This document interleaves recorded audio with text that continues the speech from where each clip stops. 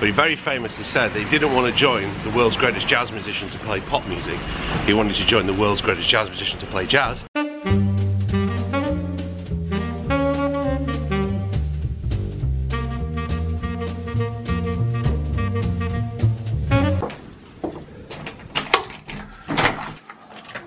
8 AM Sunday morning, heading into London for Jazz Carols. Going to get in early because for last week's 3-hour epic journey I'm going to get in, get a parking space, get all the music organised, chill out for the rehearsal too.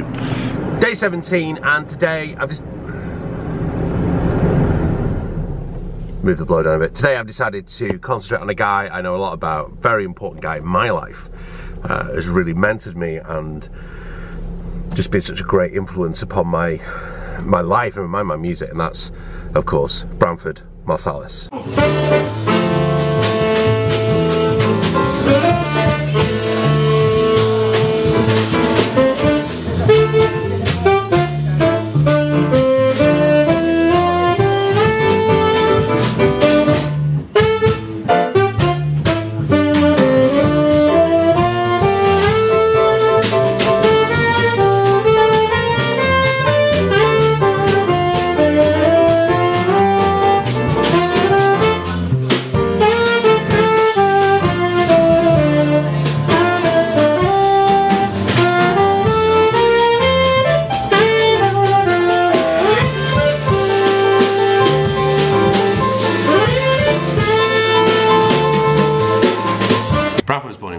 Louisiana, but sort of grew up around the New Orleans area.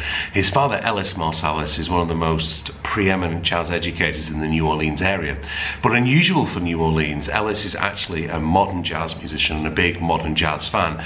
And if you read up on the interviews of Branford, you'll find stories of luminaries such as Canon G7X, Coltrane, all these great jazz players, Miles, all going through New Orleans and knowing who Ellis Marsalis was, hanging around at his house.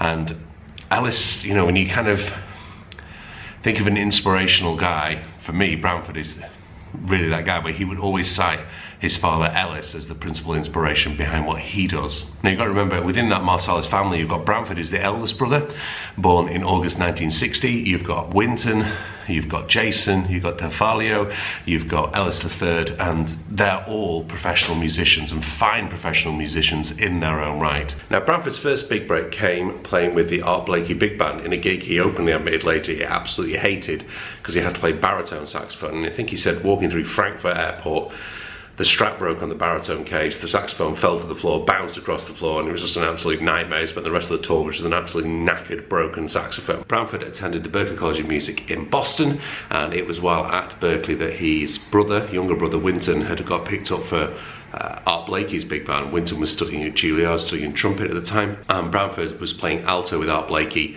in the early 80s, and then went on to play with Winton's band. Branford tells a great story that Winton said, "Man, I really need a tenor saxophone player. I really feel that we need a tenor." And he was speaking to Branford that Branford was often playing quite a lot of the lower notes on the alto, and was trying to persuade him that if he moved on to tenor, he'd have a whole load more notes. And Branford said, "Well, I know a tenor player. He's not there yet, but give him a few weeks to be there." Of course, he was referring to himself. And so he went on to play tenor and soprano, which it's the soprano for me that he made his own. He is the guy after Steve Lacy, Sidney Bechet, Coltrane.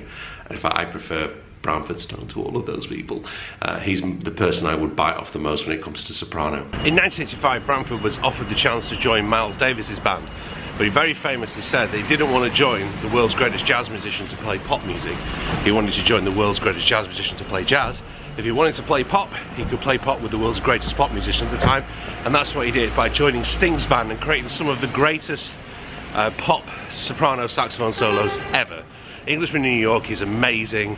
Sister Moon is one of the ones I bite off the most when I'm playing pop. Fantastic, fantastic musicianship. And for me, there are some players on this list who are incredible technical saxophone players. You know, their virtuosity is incredible. But Branford's got a great skill, but what I love about him is he's clearly a very, very, very fine musician because he can adapt to so many different styles. In the mid-90s, Branford was the music director for The Tonight Show with Jay Leno, and there's lots of very humorous sketches like with Bill Clinton and a few other people. But in 1996, Branford left The Tonight Show and started working again back as a musician, but worked with his hip-hop project Buckshot Le Funk. He also worked in film, writing the score for Mo Better Blues, and also the Russia House as well, he was also involved in.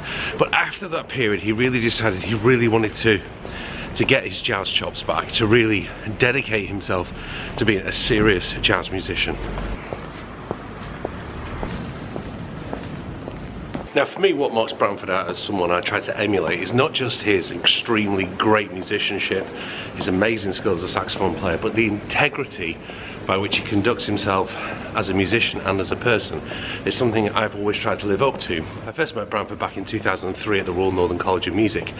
We struck up a conversation. I bombarded him with lots and lots of questions, and he was gracious enough. I think I probably asked, hopefully I asked great, intelligent questions, because he said, look, here's my email address, shoot me up with some more questions if you have them, and keep in touch, kind of thing, which is very, very generous of him, and something that I've always tried to emulate myself. So much so that in 2005 he said to me through various different, well, it's 2004 actually, through email conversations, he was like, Dan, you've got to get to New York, you know, you've got to get out there, hear the musicians that are playing, and you know, just open your ears to what's going on. I was very cheeky. I said, that's great, I really want, I'm going to do it. Can I have a couple of lessons? And he was like, send me something over. So I sent him some MP3s of my playing at the time. He said, yeah. He said, I need to teach you. I was like, okay.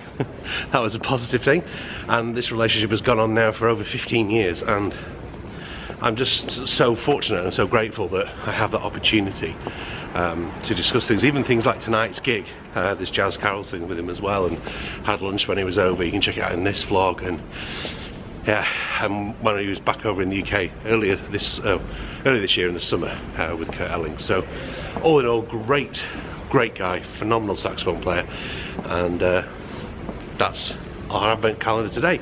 I'm in central London. Richard the drummer just phoned me to say his wife has locked him out of his garage, which is where he stores his drum kit. One of my singers is sick, another one we've got a dep in for. So my stress levels are quite high right now.